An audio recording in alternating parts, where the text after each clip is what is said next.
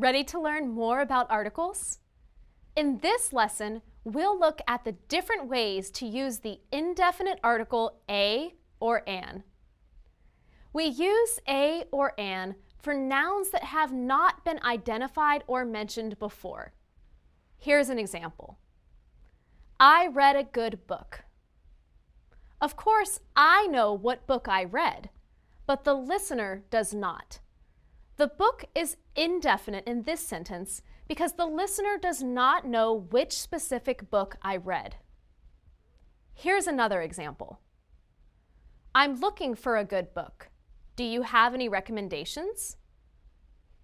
In this example, the book is not specific to the speaker or the listener. Again, book is indefinite.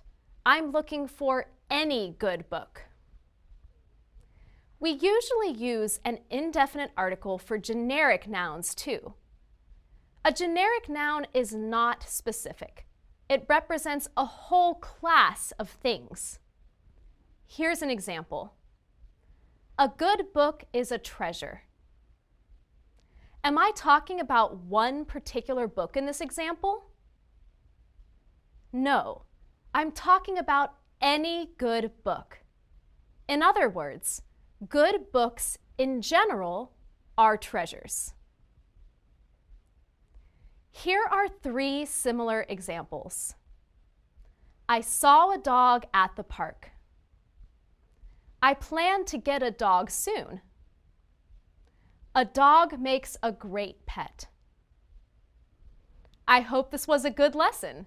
A good lesson can be very helpful.